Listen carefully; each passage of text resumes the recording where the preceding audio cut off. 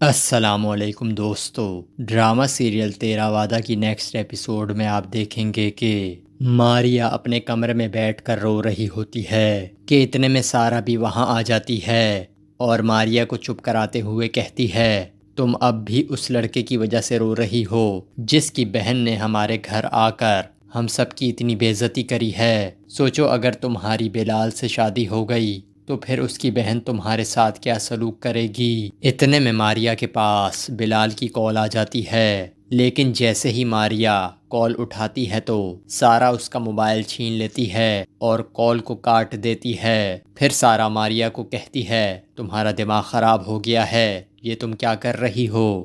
یہ سن کر ماریا سارا سے فون چھین لیتی ہے اور کہتی ہے جیسی زندگی میں جینا چاہتی ہوں نا وہ مجھے صرف بلال دے سکتا ہے۔ تو سارا کہتی ہے ماریا جو لڑکیاں اپنے گھر والوں کو چھوڑ کر لڑکے کو اپناتی ہیں نا وہ ہمیشہ کے لیے اپنی قدر کھو دیتی ہیں۔ دوسری طرف علی اپنی ماں کو کہے گا امی میں سارا سے شادی کرنا چاہتا ہوں، آپ کو میرے ساتھ رشتہ لے کر جانا ہوگا سارا کے گھر۔ یہ سن کر علی کی والدہ کہتی ہیں تمہارا دماغ خراب ہو گیا ہے کیا علی؟ تم نے سوچ بھی کیسے لیا کہ میں اس 2 ٹکے کی لڑکی کے لیے تمہارا رشتہ لے کر اس کے گھر جاؤں گی؟ سوال ہی پیدا نہیں ہوتا۔ یہ سن کر علی کہتا ہے امی میں سارا کے بارے میں کوئی بھی غلط بات نہیں سن سکتا، یہ جان لیں آپ۔ یہ سن کر علی کی والدہ کہتی ہیں جو لڑکی میرے بیٹے کو اس کے گھر والوں سے الگ کر دے وہ لڑکی کبھی میرے دل میں نہیں اتر سکتی۔ تو علی کہتا ہے میں سارا کو پروپوز کر چکا ہوں امی،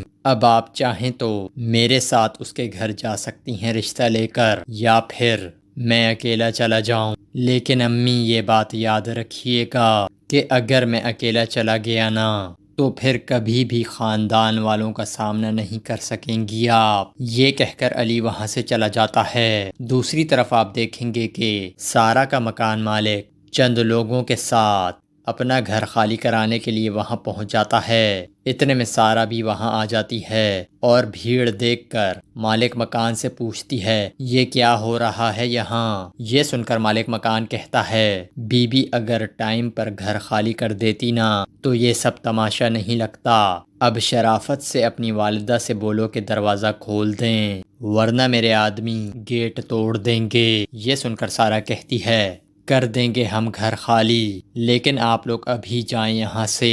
لیکن مالک مکان سارا کی ایک نہیں سنتا اور اپنے آدمیوں کو اشارہ کرتا ہے کہ دروازہ توڑ دو۔